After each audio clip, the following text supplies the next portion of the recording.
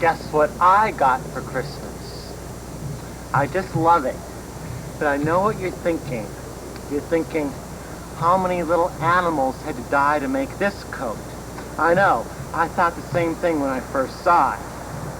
But guess what? It's fake. It's 100% synthetic. I know. I couldn't believe it either when I first opened it. Another thing that I like about it is that it's jacket length. You know, I ride my bike everywhere I go. And this way I don't have to worry about the fur getting in the spokes. Yet, it's dressy enough that on those rare occasions when I do go out in the evenings, I can still wear it. See the pretty girl in that photograph, hoping that attractive girl see. Such a pretty face, such a pretty dress, such a pretty smile, such a pretty face.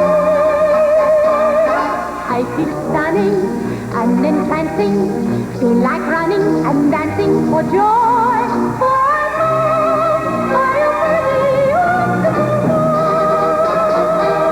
pretty. Let's go back to my apartment.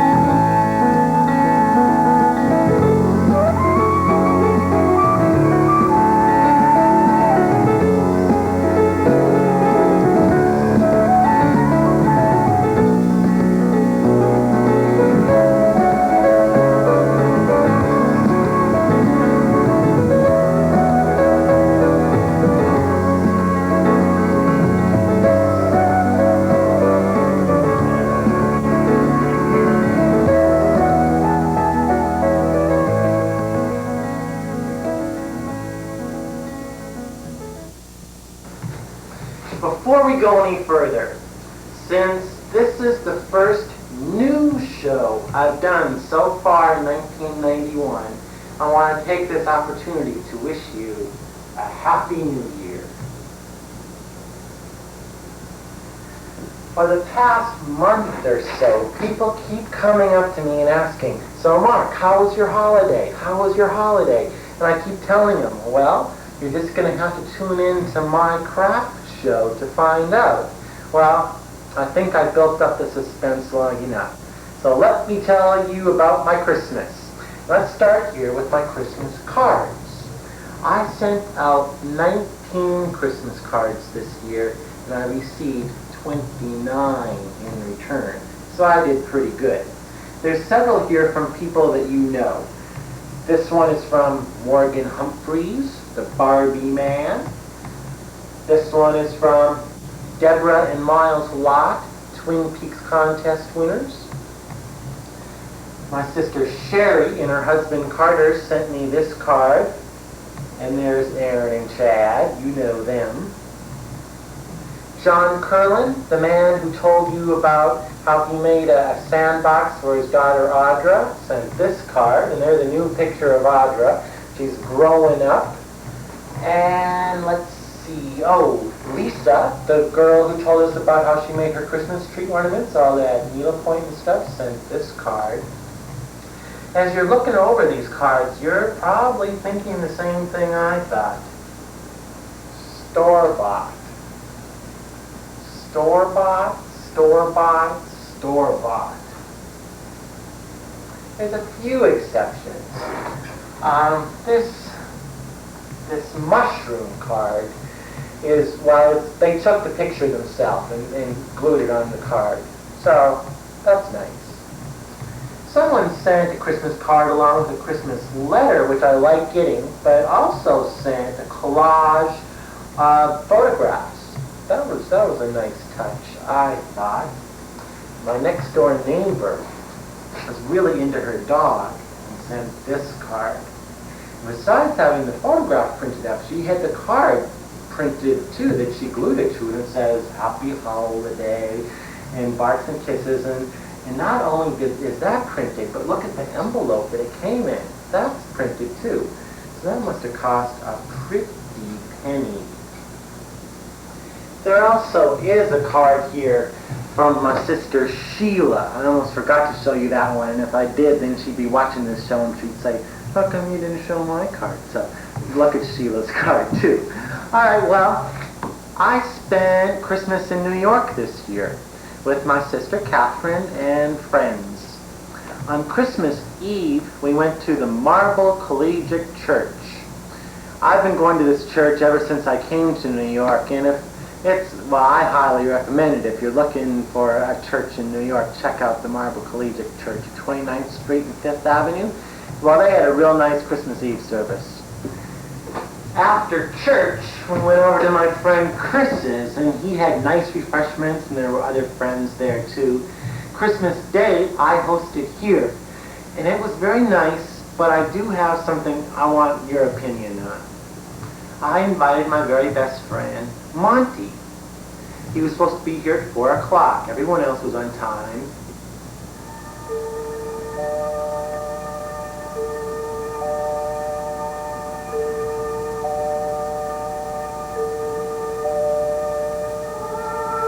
We waited until 6 o'clock, and Monty never showed up.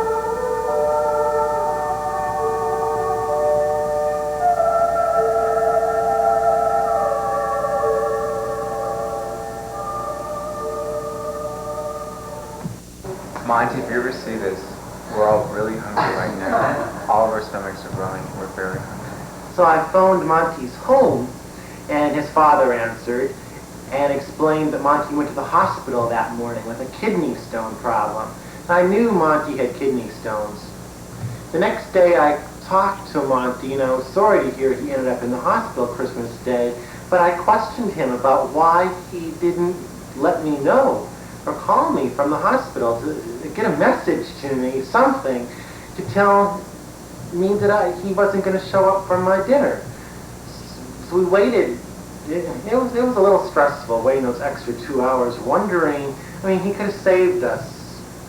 Well, what do you think? Monty got very defensive and implied that I was very selfish for expecting him to be thinking of me when he's laying in the hospital, hooked up to an IV in pain with his kidney stones. Now, I invited Monty to be on my show to talk about his side of the story, so you could hear his side, and, well, anyway, he got very defensive, once again, and snapped something about why I just don't do crafts on my show and stop talking about these personal things. So, well, am I selfish? He said there was no way he could have gotten a message to me. It's probably just as well that he didn't show up. Let me tell you another story. I got a big Christmas tree this year, and I didn't have enough ornaments for it. So I asked Monty if he had any ornaments around his house that I could use.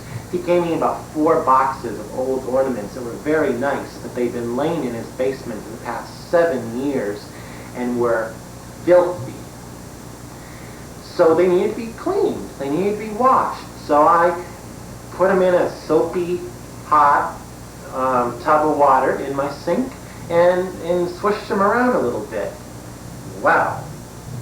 Look at them. The dirt came off, but so did a lot of the paint, decoration, glitter, writing, whatever there was on them. They kind of got to be a mess. I guess I learned from my mistake, but how am I supposed to get them clean, And I just swish them around in a little water based on this experience. You know, if your ornaments get a little dusty, don't put them in the dishwasher. But I really feel bad about this. I do. All right, well, let's see. Besides my fur coat, I also got this puzzle for Christmas, this Charlie Brown puzzle. My parents gave me this. I really like that. My friend Richard Whaley made me a Christmas present this year. It's this toilet tissue holder. I always kept the tissue, the extra,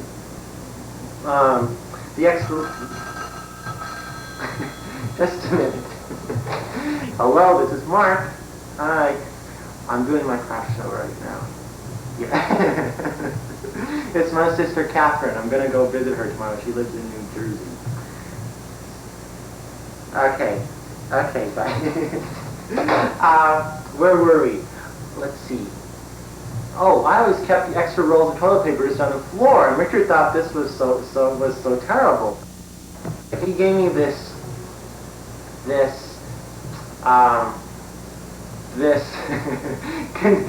cabinet to put my toilet paper rolls in. So now when I need an extra roll of toilet paper, I just open it up and it's right there. So what did you get for Christmas?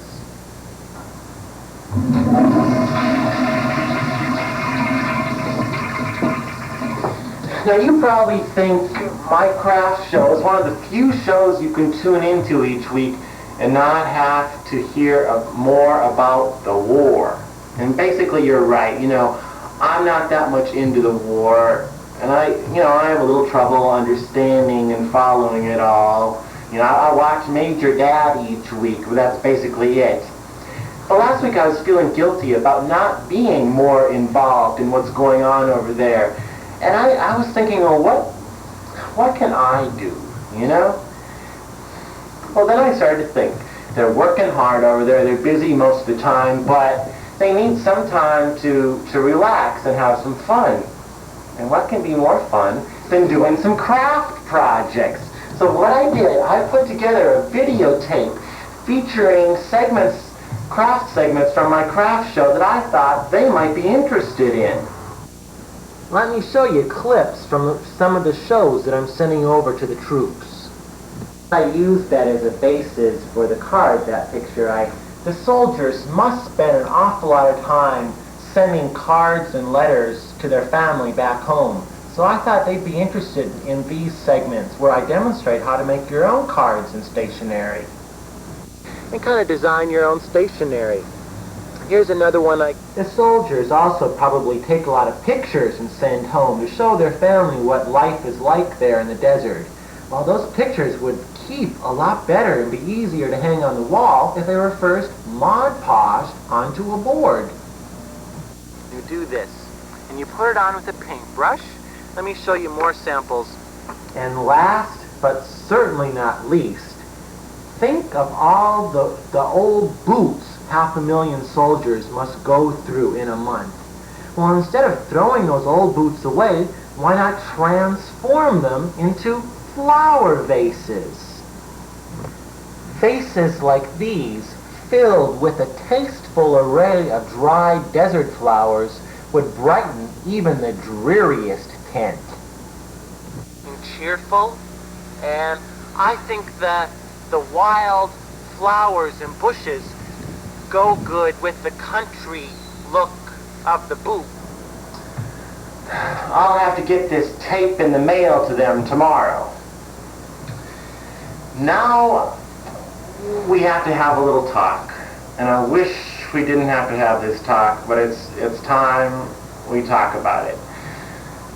If you've been watching my show, you know that I have a lot of technical problems. No one gets more upset by the technical problems than I do. My show is the highlight of my life right now. It's the most exciting thing I have going on. I know it's sad, but it's true. And the shows are a lot of work to put together, but a lot of fun, and I get very excited when the shows are going to be on the air, and then I turn it on, and there's technical problems, meaning, the picture starts to scramble, the insert shots are a mess. The sound, and I get so depressed. It's like the worst thing. I get very frustrated. And the technical problems are not the cable company's fault. But they're not, I guess they're my fault, but you see, my craft show is recorded on a normal VHS tape like this. Then it's transferred to a 3/4 inch tape like this and given to the cable company. My tapes are always perfect. This is, it's in good, it's no technical problems here, but then if you make a copy of it again and then show it over the air, then sometimes there's problems. And also, well, sometimes, I use these tapes more than once. And sometimes there's no problems, but in this too, do you have to buy a brand new tape of this and a brand new one of these each time? Or can you use it twice? Can you use it 3 times, 4 times before you start to have technical problems where it starts to break down? And also, how much can I afford to spend on this show? That's another concern. And it's very frustrating. And I just want to thank you for your patience in putting up with it. And each time there is a technical problem, then I think, well, all right, now why? What can I do so that doesn't happen again? And what was different this time than another time when there was no technical problem? And it's very confusing and it's very frustrating, but I just really want to thank you, and I apologize for the technical problems. There may be technical problems in this next segment, because this next segment we're going to do, it includes using tapes from other shows that have been transferred. Each time you make a copy of a tape, it loses a generation. And then how many times can you make a copy of a copy of a copy before, the picture starts to disintegrate? Now, in the next segment, the clips you're going to see have been copied a few times. So as a result, I thought of just scrapping this whole segment, the next segment, and not taking the chance of technical problems, but it's a segment I really wanted to do, so I hope it goes smooth. Let's keep our fingers crossed. Those of you that have been watching my show maybe remember a couple weeks ago we had a Twin Peaks contest, and those that wrote in with the correct answers to the trivia questions would get 3 minutes of airtime here on my craft show. Well, today we have another winner. And today we have our first winner. Today we have another winner. So today we have a couple winners. Today we don't have another winner for you. The contest is finally over. I had a great time with it, and I hope you did too. Now that everyone has been on who won the contest and had their 3 minutes of airtime here on my show, I thought it'd be fun to kind of look back at them and kind of review the people that were on the show. They don't know I'm going to do this. I didn't tell any of them this was part of the deal. They're going to regret it if they ever watched my show. All right, well, let's begin with our first entry, who won. Jeff Weissman. Hi, I'm Jeff Weissman. I'm one of the winners of the Twin Peaks contest. Jeff Weissman entered with his friend Patty Lee, and they sent this very nice train card. And Jeff was wonderful to work with. He did everything on the first take right off the top of his head. And he came across so charming and so natural. And if he didn't win you over just with his own charm, then he brought his dog on with him. This is Cassidy. And so what they did was a few days right before the parade, they had the 4th of July. And Jeff also got extra points for showing his tattoo. A lot of the viewers really liked Jeff too. Our second entry was Tony Gray. Hi, I'm Tony Gray, and I was one of the winners of the Twin Peaks contest that Mark Heskin did on his show. Tony entered on the back of a telephone notepad, which isn't too bad, except the pad was even used on the other side. And Tony also got one of the answers to the questions wrong. So I called Tony and told him that he didn't win, but he was more than welcome to enter again and try to correct the wrong answer, which he did, and this time he used a clean sheet of paper and wrote even a bit of a nice letter too. So Tony was also nice to work with. I wasn't crazy about his. Tony is a very talented guy. I don't think all his talent was shown in his gift wrapping techniques. A little Tyrolean guy there, and just combining the sort of idiosyncratic, and it's kind of fun. And on the second one, there's a picture of the woman that plays Audrey. Oh, another thing though, at Christmas time, Tony and his roommate invited me to their Christmas party. So I went, and yes, there was food there, including fudge, a lot of fudge. And this party, it wasn't really like a yuppie party or a chic party. It was kind of a bring your own baby party. There were babies there. We were like throwing our coats on the bed, and suddenly we heard like this squeal. I mean, there was like a baby underneath all that. And then there was the kids there. There was like a lot of pushing and shoving and crying and whining. But I hated to do it, but it was the only way I could get to the table to get that last piece of fudge. Another thing at the party, Tony's roommate, Rodney, asked me if I wanted to see his photo album from Greece. And I said, great, Grease is like one of my favorite musicals. I love it. Well, was I ever surprised.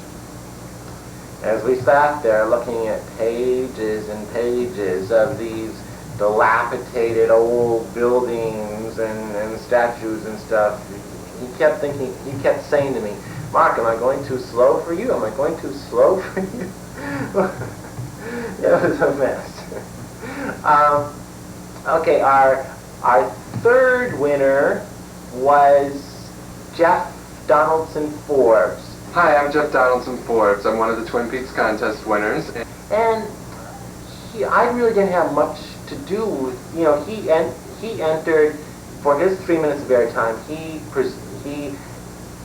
submitted a film that his roommate had done for a film class she was in, which featured Jeff.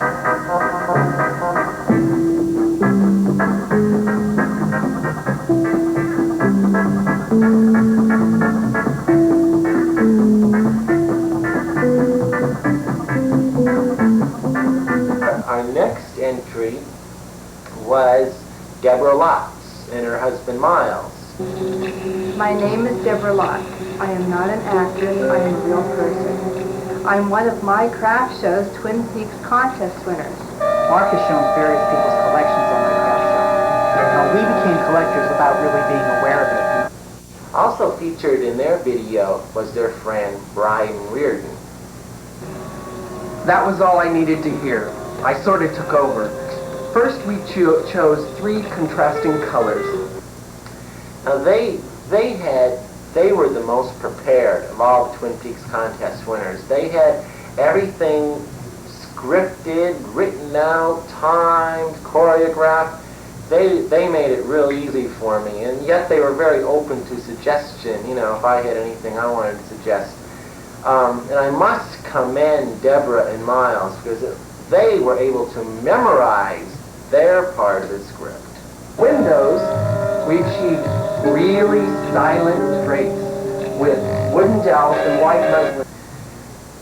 Now in that video, it was a mutual decision to add the background music, but it was my fault that the background music got too loud. So I want to apologize for that. Alright, let's see. Our last winner was Harry from Germany. My name's Harry. I would like to show you some designs I put on t-shirts. Now, I like Harry's video a lot, but Harry gets the most improved award. Because Harry, well, first of all, listen, English is not, his first language. He learned English and he knows it, wonderfully, but he was very nervous and he really wanted me to be on camera with him, interviewing him. Because for him just to take it all by himself and just do the 3 minutes all by himself, he had a lot of problems with that. And I kind of got to play Henry Higgins, because Harry improved a lot. Hi, my name is Harry. Yeah, try not to say or ah. Yeah, I know. Which is hard. I've gotten better. Which I would like to show you for the design of one of my T-shirts.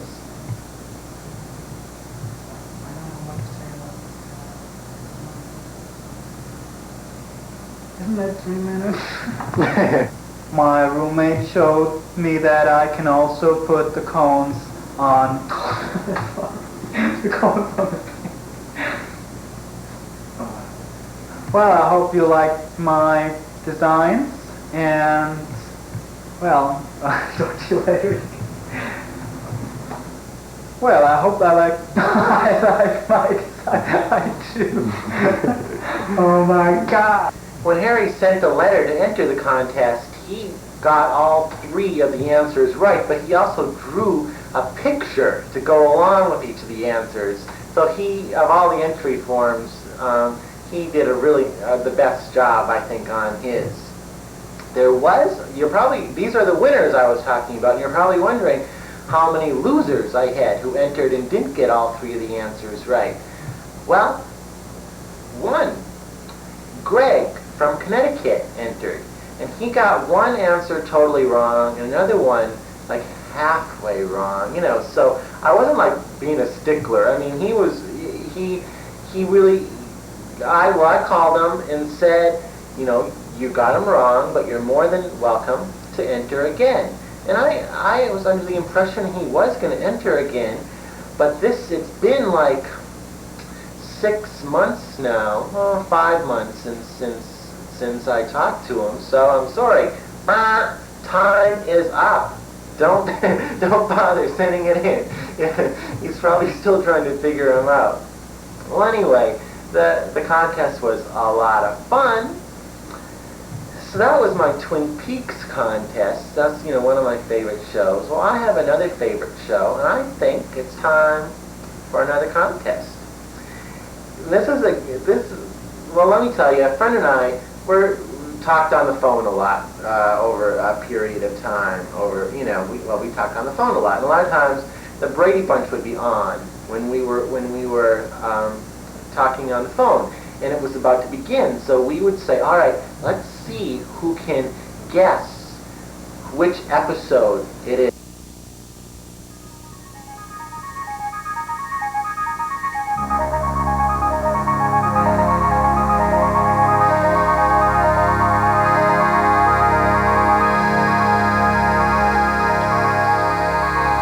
You are watching Public Access Channel 17.